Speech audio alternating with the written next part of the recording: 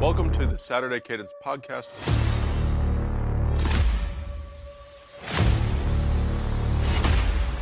I'm Blake Biscardi, and remember, the Saturday Cadence podcast is the heartbeat of college football.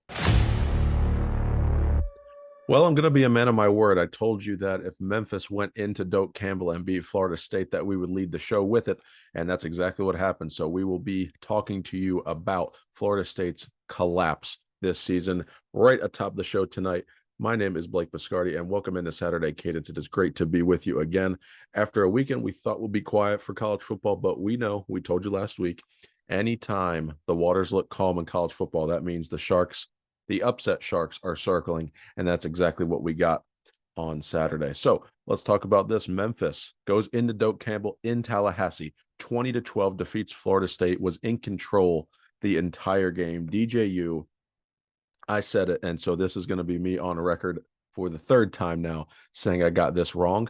Now, it is still early September, and this can change completely by the end of the season. But from the sample size that we've gotten, I thought DJU would play much better for Florida State in that offense. As of now, I have been wrong. So he only threw for 200 yards. He had an interception, and there's just not a flow or a rhythm to that Florida State offense.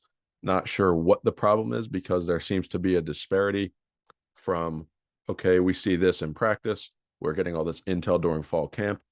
Now we see this on the field, and they can't beat Georgia Tech. They cannot beat Boston College, and now after a bye week cannot beat Memphis. So where to go from here for Florida State is the question, and what Mike Norvell does remains to be seen. But as of now, this is really, really getting tricky for the Noles, as they're staring down the barrel of a much more difficult schedule given their output on the season. No one really rushed the ball well in this game. It was 65-37, so there's nothing that moves the needle. Florida State's defense, I thought, played well, and you would think if you hold Memphis to 20 points, you should be able to win that game, especially at home. Florida State's rushing defense had been awful in the first two games. It was much improved in this game. Like I said, the defense played well. They give up 337 yards, so it's not the number that you would like, giving up 272 in the air. But again, that rushing defense was improved. That's what you want to see. We really need to focus on this offense for Florida State, because having 238 yards of offense against Memphis is egregious. It's not something that anyone really has an explanation for watching this game. And if you're Mike Norvell, you need to pretty much rip off everything and start from scratch, rebuild the foundation of that offense with DJU. And maybe the answer is turning away from DJU and maybe giving the youngster Brock Glenn a shot at quarterback. So we'll see what happens with Florida State. But you're starting to click that panic button in Tallahassee, where you're like, all right, now with the 12 team, let's rewind first. Actually, the 12-team playoff, Florida State is technically not out of it mathematically, but there's a way bigger chance that they have no shot at the playoffs. So you're getting into that territory now where you have to make a move, and that move might be off of the veteran quarterback. Forget the NIL deal you paid him. Forget all the hype that we thought. Forget the film study. Something is not translating on that offense. And they've got a veteran line. They've got decent weapons. There's not a lot of clear answers for Florida State as to what's going on. So do you hit the panic button? Mike Norvell's job is not in jeopardy. Everybody needs to relax about that too. He's a good coach. They have a culture there. This is going to be a rebuilding situation. Florida State and Michigan seem to be in similar boats. It's not the exact same situation. Florida State's a little bit worse off. But for right now, this is starting to click the panic button in Tallahassee. Something has got to change heading into the backside of September. I mean, who would think that we would be saying that? This was a preseason top 10 team that we all thought would go to the playoff, or at least fight for a playoff spot. And it's hard to find a pulse right now. Not going to lie, it's hard to find a pulse.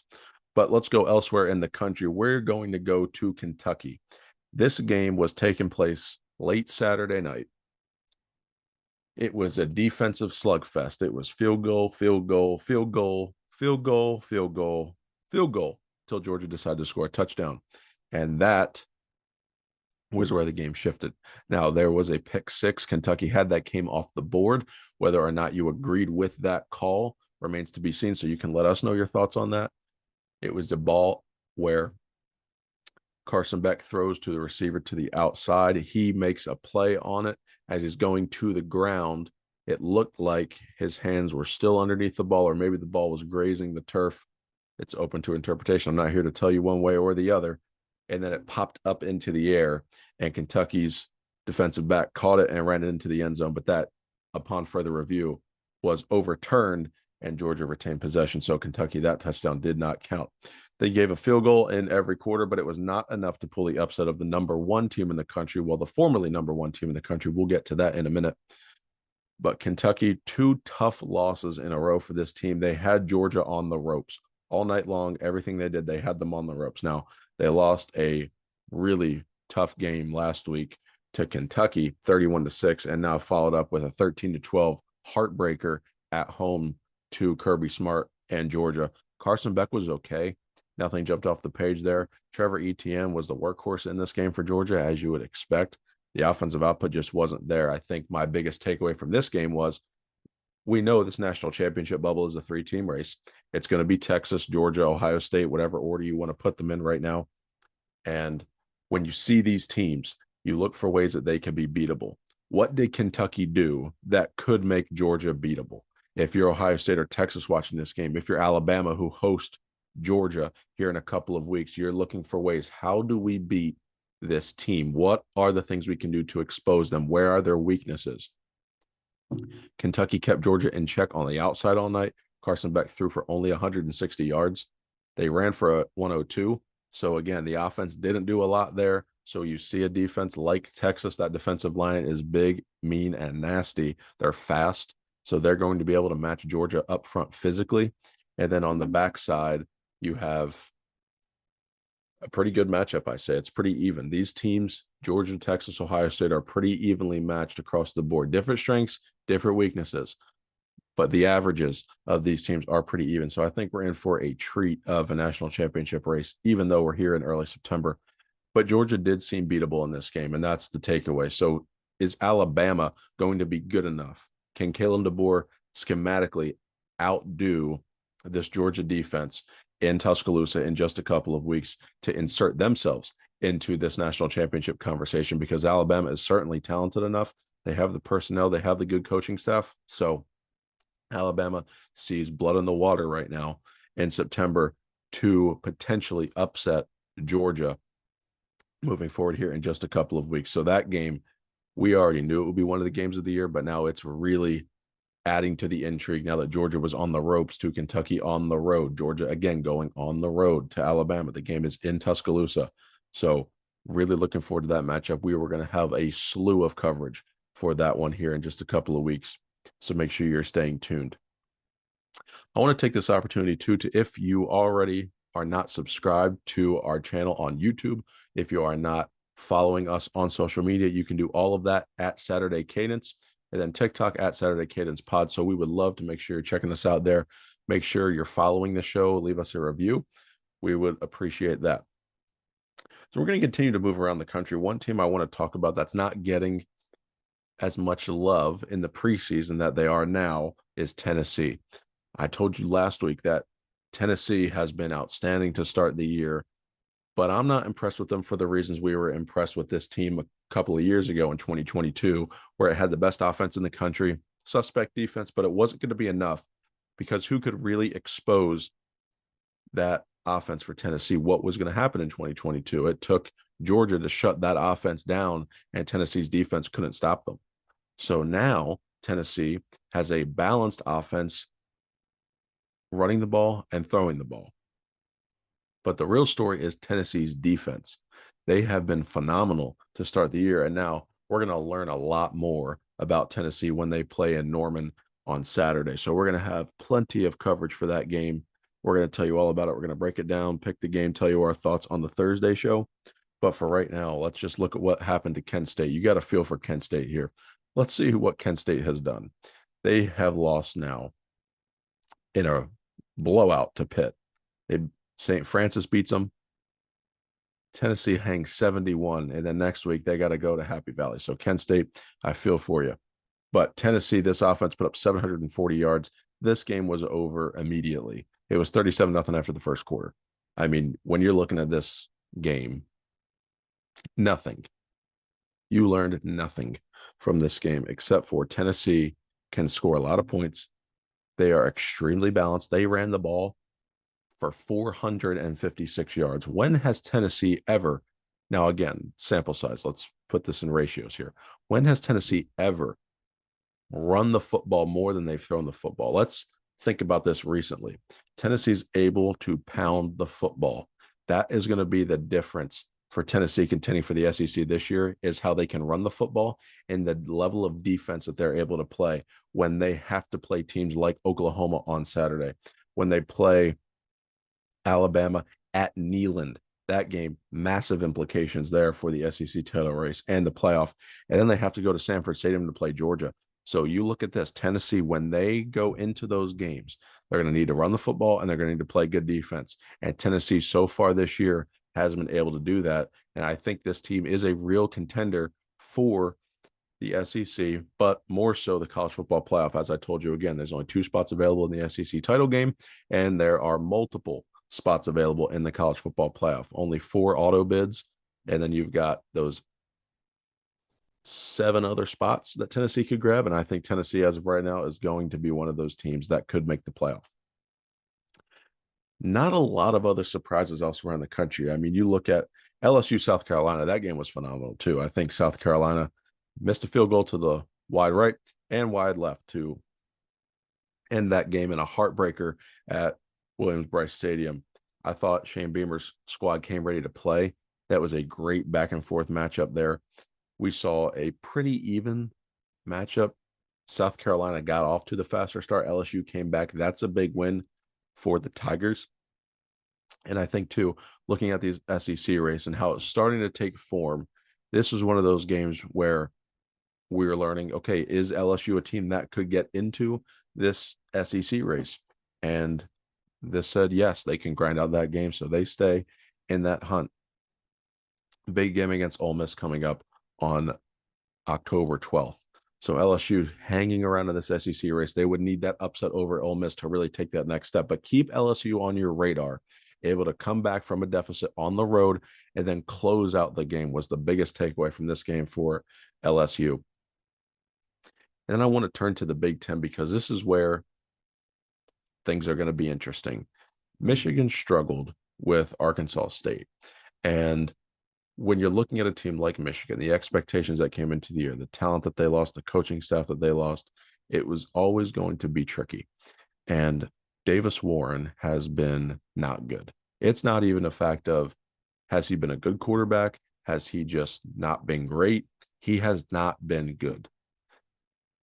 Okay. They've got to make a change, which they did in the game to Alex Orji. I think Alex Orji has to be our guy against USC because now all of a sudden USC found a defense. Lincoln Riley with the defense. We've talked about this for a couple of weeks. What does that mean? Well, we're going to learn next week what that means. Well, this Saturday, what that means when they go to Ann Arbor to play Michigan. USC walking into Michigan as a favorite. Michigan, a home underdog for the second time in a month as defending national champions. Michigan has to get this together. Again, they ran the ball really well on Saturday, but it was against Arkansas State, and this was a 10-point game. Something has to give with the Wolverines. How are they going to fix it? What is Sherrone Moore going to do? He's going to earn his stripes as a coach over the next couple of weeks because if you're Michigan, you've got USC coming to town. Then you get a break because you got Minnesota and Washington. Illinois, surprisingly, 3-0. So let me give you this stretch for Michigan. Starting on October 19th, Illinois, rivalry game against Michigan State. Then Oregon comes to town. If they don't have something figured out, now this is taking USC away. Those are 3 losable games. Now, I'm not telling you this is panic, tire fire city in Ann Arbor. I'm just telling you that they have got to get something together before that stretch in October because I don't think they're going to have it sorted out by USC on Saturday. I just don't. So they could be looking at a 500 record here heading into that game against Minnesota and then staring down the barrel. I'm going to use that expression again. Illinois, Michigan State, Oregon, 3 losable games.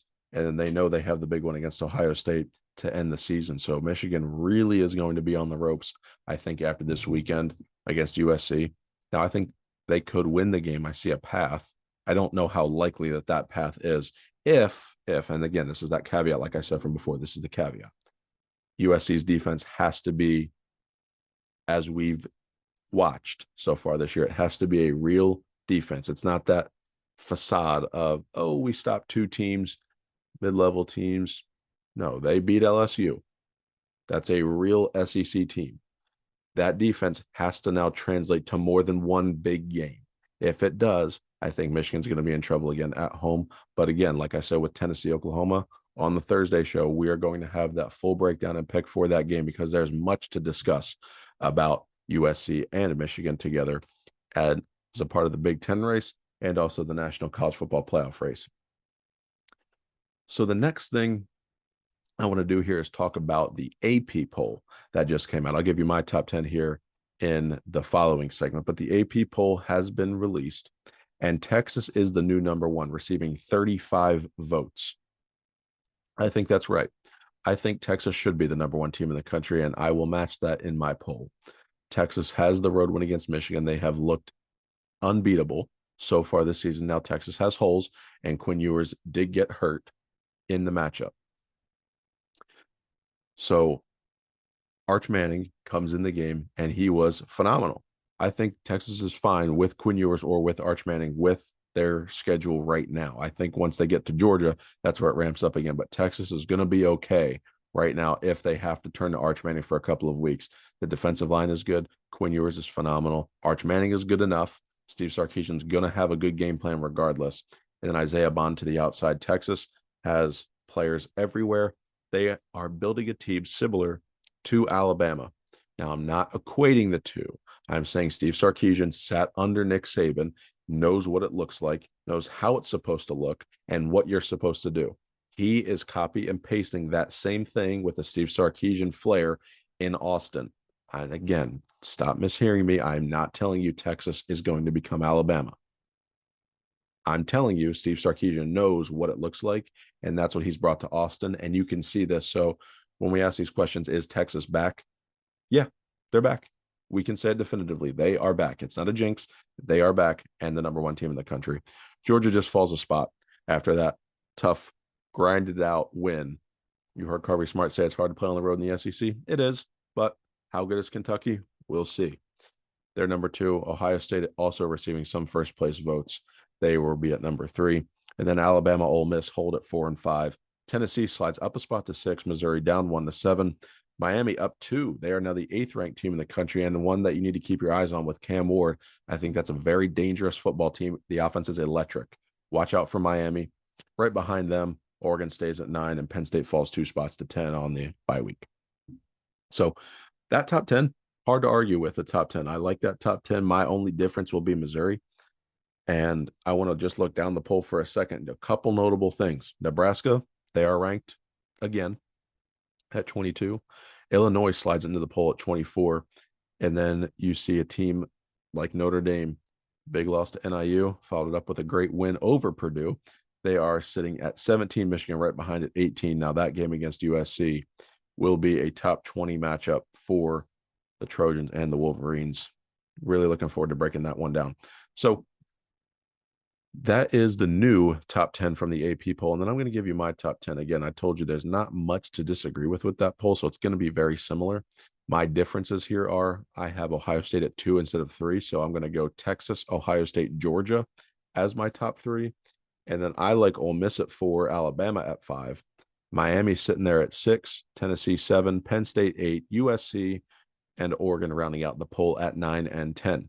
Now, that's how I see it so far based on what those teams have done. September rankings, I say this every year, are extremely fluid because your preseason poll is based on hypothetical football intel. Now, you're watching this because it's from practice. You're getting data from camps, from coaches, or from the message boards, or whatever the case may be. That has not translated to a real opponent yet. Now that we have seen 3-4 weeks of sample size data, we start making conclusions based on football. not just practice football.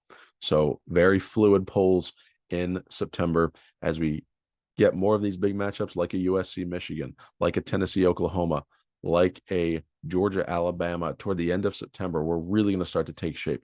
Now, I don't want Georgia fans either to freak out like, oh, we fell down in the polls. Just relax. You got Alabama. You beat Alabama. You're the number one team in the country. No one's going to argue about that. So it's just all in perspective. September, you move around a lot. What has Ohio State done to drop in the polls? Nothing. What has Texas done to jump in the polls? They beat Michigan on the road by double digits. Georgia, same thing. You struggled on the road against an unranked Kentucky. You're going to slide a spot in the polls because Texas has that big win. But you get that back by beating Alabama. Just beat the teams on your schedule. It all plays out, and you're good to go after that. So again, more so a quiet weekend in college football overall. Oregon won that Civil War game in blowout fashion. That game was tight at the half. It was 49-14. Missouri, same thing. Grinded out a win against Boston College at home. Did not cover there. We were 4-3 on our picks this week. Oregon there, the late cover that. Excuse me, not the late cover. Oregon there, it was at halftime looking like we were going to get that Oregon State cover, and then they just turned it on in the second half, scoring 27 unanswered points. So that game went out the window, and we fell to 4-3. So above 500, that's still what we like to see. Last year, we were 60% on those picks. We're looking to meet or exceed that margin again. A little bit of a slower start this year because of some of those Florida States of the world that can't win. But we did take Memphis, and you're welcome if you listen to us. So outside of that, not a lot much else to go through in the recap version. But the Thursday show, when I tell you right now, you're going to want to tune into the Thursday show. You're going to want to tune into the Thursday show. It is going to be jam-packed of great previews of a phenomenal week 4 slate. I'm going to just give you a couple of those games right now. Friday night, Illinois, Nebraska. Night game in Lincoln. Very fun. Then we've got USC Michigan, as I mentioned to you. We also have Utah, Oklahoma State. That's going to be a great game. The night game, Tennessee, Oklahoma. Really like this slate of games this week. So this week and next week, we really start to get some multiple bigger matchups instead of just those one-off big matchups a week. We're starting to get bigger matchups across the board now as we start getting into the meat of the season. So again, like I said, I encourage you to tune into the Thursday show. It is going to be chock full of big previews. It's going to be like drinking from a fire hose with all the data that we give you. You're not going to want to miss it. We're going to have our picks. It will be a full panel. I will be there, David and Grant, both on the show. Really looking forward to getting with you guys, previewing the week 4 slate. So until then, my name is Blake Biscardi, and I appreciate you listening. Enjoy the rest of your week, and we will see you on Thursday's show. God bless.